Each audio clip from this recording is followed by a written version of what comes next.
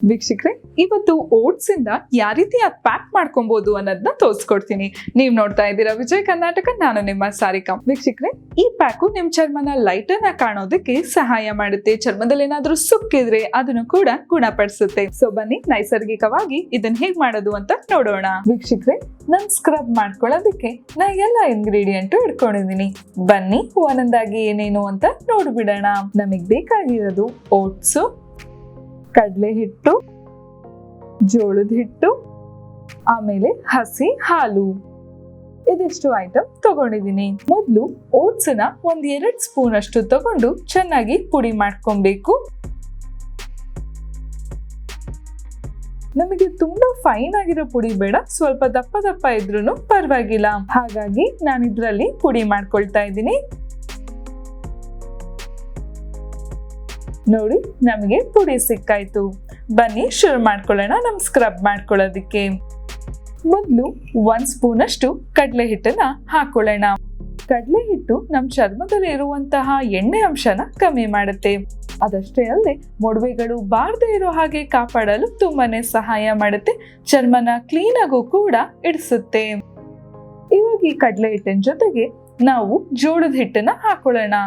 ಜೋಳದ ಹಿಟ್ಟು ಅಷ್ಟೇ, ಕಡಲೆ ಹಿಟ್ಟು ಎಷ್ಟು ಹಾಕೊಂಡಿದ್ವಿ ಅಷ್ಟೇ ಹಾಕೊಬೇಕು. ಜೋಳದ ಹಿಟ್ಟಲ್ಲಿ ವಿಟಮಿನ್ ಎ, ವಿಟಮಿನ್ ಡಿ ಮತ್ತೆ ವಿಟಮಿನ್ ಸಿ ಹೆಚ್ಚಾಗಿದೆ. ಹಾಗಾಗಿ ಚರ್ಮಗೆ ಒಳ್ಳೆ ಪೋಷಕಾಂಶವನ್ನು ಕೊಡುತ್ತೆ. ಚರ್ಮದಲ್ಲಿ ಏನಾದ್ರೂ ಸುಕ್ಕಾಗಿದ್ರೆ ಅದನ್ನು ಕೂಡ ಗುಣಪಡಿಸಿ ಚರ್ಮನ ಬ್ರೈಟ್ ಆಗಿ ಕಾಣುವುದಕ್ಕೆ ಸಹಾಯ ಮಾಡುತ್ತೆ. ನೆಕ್ಸ್ಟ್ ಇದಕ್ಕೆ ಓಟ್ಸ್ ನ ಹಾಕೊಳ್ಳೋಣ. ಓಟ್ಸು ಅಷ್ಟೇ 1 ಸ್ಪೂನ್ ಅಷ್ಟು ಹಾಕೊಳ್ಳಿ. ಜೋಳದ ಹಿಟ್ಟು ಮತ್ತೆ ಕಡಲೆ ಹಿಟ್ಟು ಎಷ್ಟು ಹಾಕೊಂಡಿರ್ತೀರೋ ಎಕ್ಸಾಕ್ಟ್ಲಿ ಅಷ್ಟು ಹಾಕೊಳ್ಳಿ.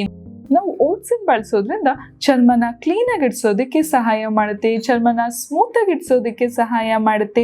ಇದರಲ್ಲಿ ಆಂಟಿ ಆಕ್ಸಿಡೆಂಟು ಮತ್ತೆ ಆಂಟಿ ಇನ್ಫ್ಲಮೇಟರಿ ಪ್ರಾಪರ್ಟಿ ಇರೋದ್ರಿಂದ ಚರ್ಮಗೆ ಒಳ್ಳೆ ಪೋಷಕಾಂಶವನ್ನು ಕೊಟ್ಟು ಚರ್ಮದಲ್ಲಿರುವ ಕೊಳೆನೆಲ್ಲ ಸುಲಭವಾಗಿ ತೆಗೆಯಲು ಸಹಾಯ ಮಾಡುತ್ತೆ.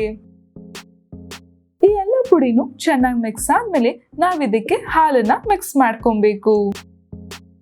ಹಾಲು ಕೂಡ ಜಾಸ್ತಿ ಬೇಡ, ಅರ್ಧದಿಂದ 1 ಸ್ಪೂನ್ ಅಷ್ಟು ಹಾಕೊಳ್ಳಿ.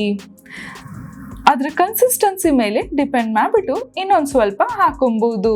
ಪಾಕ್ದು ಕನ್ಸಿಸ್ಟೆನ್ಸಿ ಮೇಲೆ ಡಿಪೆಂಡ್ ಆಗಿ ನಾವು ಇನ್ನೂ ಸ್ವಲ್ಪ ಬೇಕು ಅಂತ ಹೇಳಿದ್ರೆ ಹಾಕೊಬಹುದು. ಹಾಲಲ್ಲಿ vitamin A, vitamin D, vitamin E ಮತ್ತೆ ವಿಟಮಿನ್ ಕೆ ಕೂಡ ಇದೆ. ಹಾಗಾಗಿ ಚರ್ಮಗೆ ಒಳ್ಳೆ ಪೋಷಕಾಂಶವನ್ನು ಕೊಡುತ್ತೆ. ಚರ್ಮನ ಹೈಡ್ರೇಟ್ ಆಗಿ ಇಡ್ಸೋದಕ್ಕೆ ತುಂಬಾನೇ ಸಹಾಯ ಮಾಡುತ್ತೆ. ಆಮೇಲೆ ಚರ್ಮದಲ್ಲಿ ಏನಾದ್ರೂ ಕಪ್ಪು ಕಲೆಗಳಿದ್ರೆ ಅದನ್ನು ಕೂಡ ಗುಣಪಡಿಸುತ್ತೆ. ಇವಾಗ ನಮ್ ಸ್ಕ್ರಬ್ ರೆಡಿ ಆಯ್ತು. ಇದನ್ನ ಇಡೀ ಫೇಸಿಗೆ ಅಪ್ಲೈ ಮಾಡ್ಕೊಬೇಕು.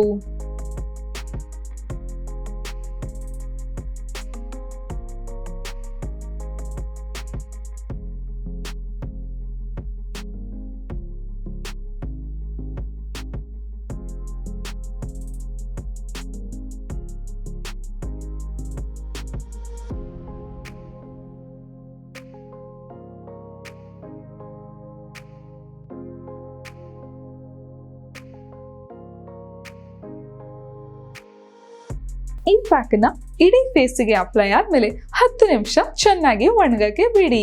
ಆಮೇಲೆ ನಿಮ್ ಫೇಸ್ ವಾಶ್ ಮಾಡ್ಕೊಂಡ್ ಬರ್ಬೋದು.